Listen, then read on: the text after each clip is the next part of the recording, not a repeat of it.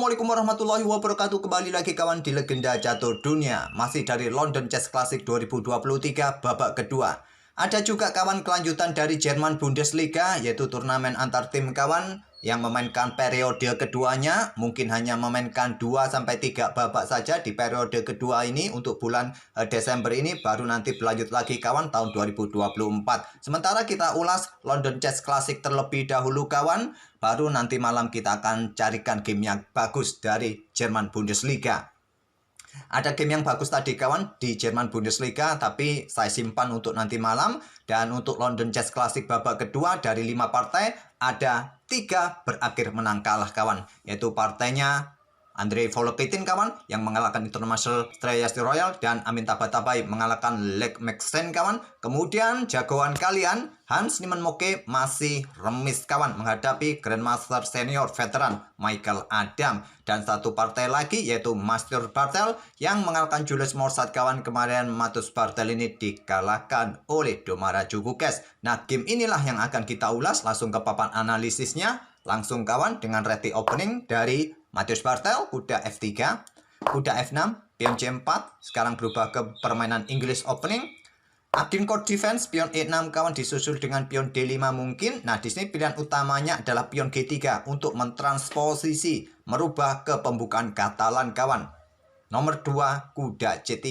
Mungkin kalian sudah hafal dengan urutan Katalan, jadi untuk saat ini tak perlu lagi saya tunjukkan. Nanti di akhir video seperti biasa ada playlist pembukaan Katalan. Di situ banyak game-game yang pernah kita ulas pembukaan Katalan. Bagi kawan-kawan yang belum hafal jalur Katalan bisa pelajari di playlist itu kawan.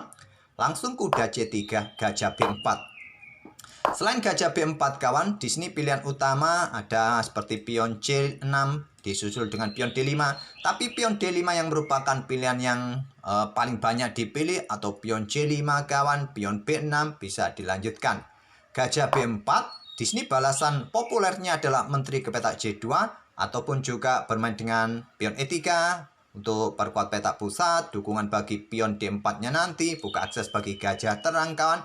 Ini saran dari Stockfish, atau langsung memainkan pion D4, memilih keluar menteri ke petak B3 serang gajah, backup dengan pion C5, ada pion A3, tanda tanya sekarang. Mau bertukar atau dipertahankan? Julius Morsat memilih pertahankan. Memang tak ada pilihan yang lain kawan, 2 pilihan itulah pilihan terbaik. Dan di sini kawan, paling banyak pion G3 dimainkan oleh putih di sini untuk Piacento atau pion E3. Ya, lazimnya pion E3 kawan segera buka akses dukungan juga bagi pion D4-nya nanti, memilih korban pion di petak G4. Di game-game terdahulu juga ada ide seperti ini, jadi ini bukan hal yang baru. Tujuannya untuk buka lajur G, korban pion ditolak kawan. Nah, kuda C6 merupakan balasan yang paling umum, yang paling banyak diambil oleh hitam saat pion G4. Tapi Stockfish lebih menyukai dengan pion H6 kawan.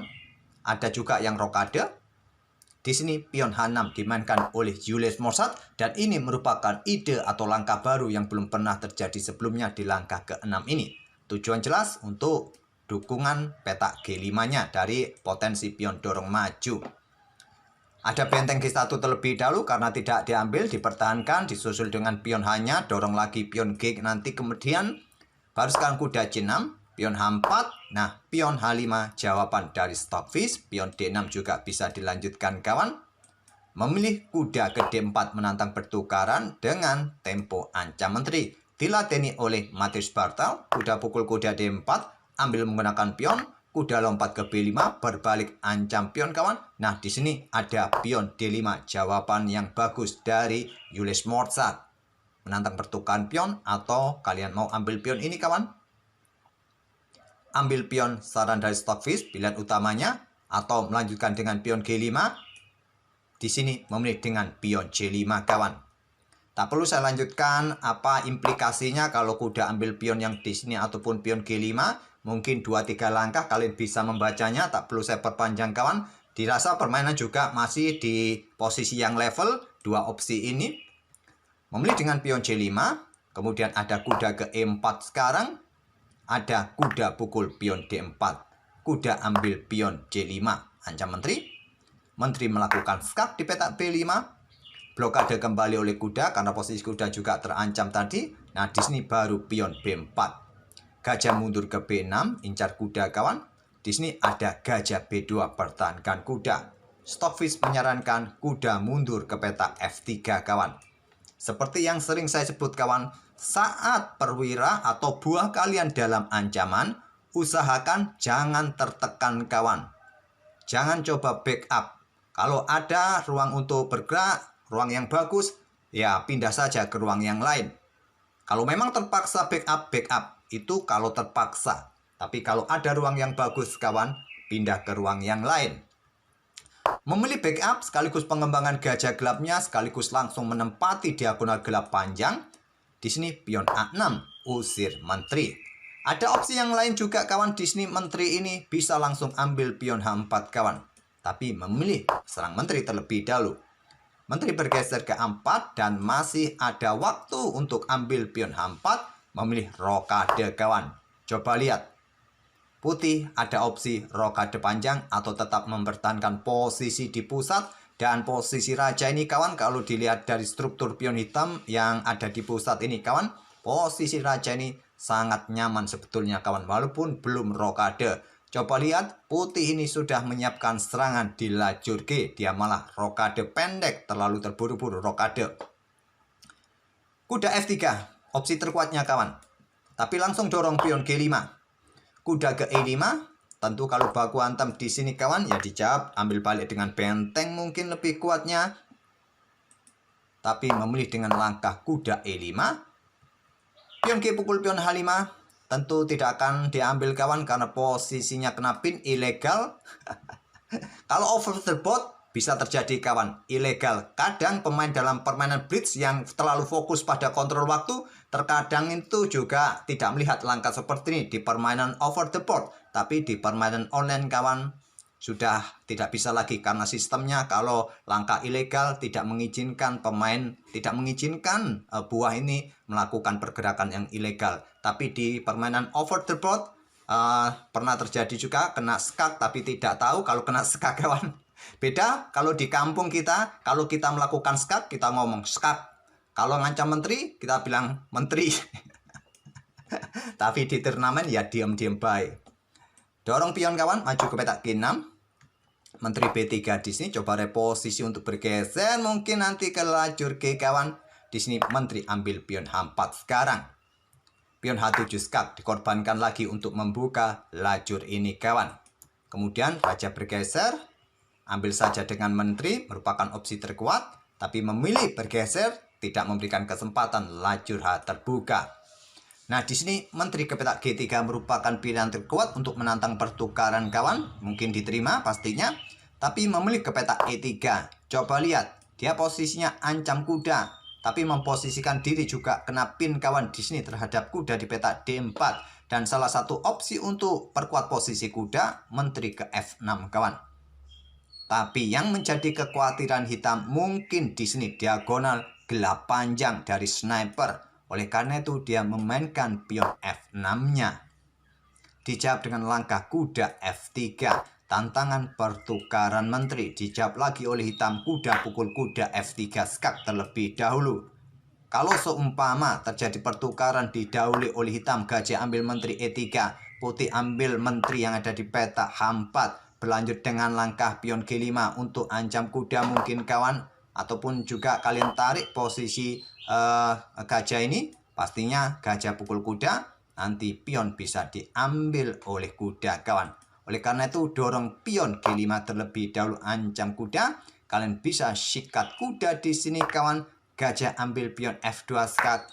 Ambil balik oleh raja. Pion ambil gajah open skak. Nah, tempo berikutnya di sini kuda jatuh. Kalian blokade dengan kuda F3. Kalau ada dorongan pion E4 di sini kawan, benteng ambil pion G5 di sini dan mungkin gajah D7 terlebih dahulu dikembangkan, koneksikan dua benteng. Posisi putih masih lebih bagus ketimbang hitam. Kalian bisa keluarkan benteng ke C1.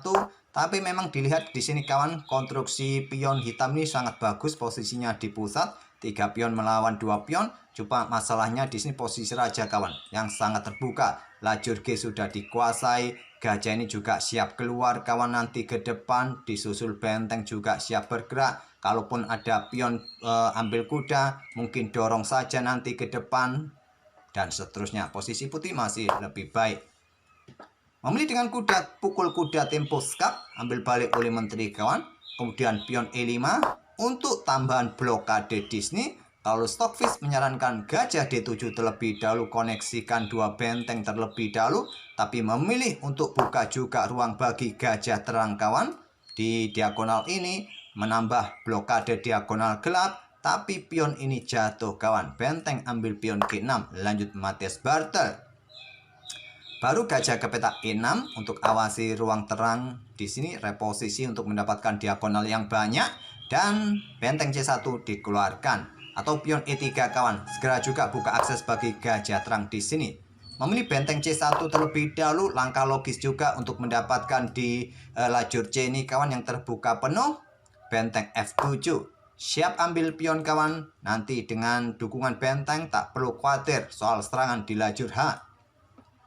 Pion E3 sekarang, untuk blokade juga diagonal gelap ini ancaman dari menteri bersama gajah agar menteri ini juga leluasa bergerak. Dan di sini benteng AF8 yang terkuat memilih dengan langkah benteng E8. Gajah D3 kawan. Awas hati-hati kalau pion ini jatuh ada discover. Gajah ke D8 terlebih dahulu. Langkah kesalahan ternyata kawan. Tetap benteng ini bisa ditumpuk ke lajur F yang terkuat atau benteng ini sekalian turun. Memilih dengan gajah mundur ke peta D8. Nah di sini korban gajah. Gajah ambil pion E5. Ditolak, benteng ambil pion H7. Kalau diterima apa jadinya kawan? Kalian bisa sikat gajah, korbankan menteri kawan. Nanti bisa mendapatkan benteng yang di sini.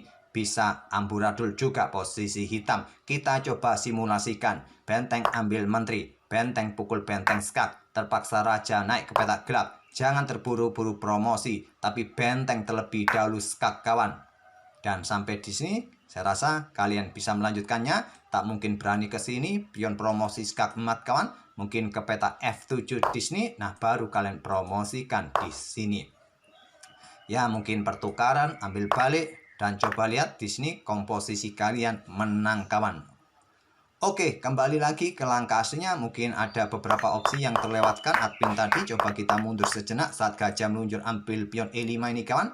Saat diterima, terus di sini korban menteri kawan. Nah, kalian coba menolak untuk ambil menteri, mungkin benteng F ini ditumpuk terlebih dahulu, bahayanya sama kawan. Maka benteng akan disikat oleh menteri di sini. Ambil balik, benteng meluncur. Idenya hampir sama seperti tadi. Jadi pilihan terkuatnya di posisi ini saat benteng ini ambil gajah, kalian geser benteng F ini ke peta E7 kawan. Memilih dengan benteng ambil pion H7. Sekarang benteng dikorbankan gantian kawan. Tapi efeknya nanti diambil balik dan posisi menteri kena garbuan. Oke, lanjut menteri H1 skak, tapi setelah raja naik ke peta E2 ini kawan, hitam menyerah. Apa ancamannya? Ya ada ancaman di sini kawan, ataupun menantap pertukaran menteri, ataupun selanjutnya benteng ini siap meluncur nanti ke depan kawan. Mungkin logis kalau dilanjutkan ya menteri pukul menteri, kemudian ambil balik oleh benteng di sini, discover juga kawan. Kalian mau bergerak kemana? Apakah blokade dengan benteng G7? Ya berlanjut dengan benteng G1 dan seterusnya. Saya rasa kalian bisa melanjutkan sendiri, tak perlu saya tunjukkan lebih dalam lagi kawan. Karena kebanyakan penonton legenda catur dunia ini sudah pintar. Selama 4 tahun ini mengikuti channel kami, pastinya sudah pintar. Tak perlu kita lanjutkan lagi, sudah sangat jelas. Komposisi permainan di sini unggul pion kawan, dan posisi raja hitam terbuka telanjang. Tak perlu kita lanjutkan lagi. Kita buka lembaran baru, permainan baru. Oke, itulah kawan salah satu game dari permainan Matthias Bartel di babak kedua di London Chess Classic. Baru nanti malam kita akan coba otak-atik salah satu game dari turnamen yang lain, turnamen antar tim, yaitu Jerman Bundesliga. Terima kasih sudah mampir tiap hari. Kita akan bertemu di video-video selanjutnya. Wassalamualaikum warahmatullahi wabarakatuh.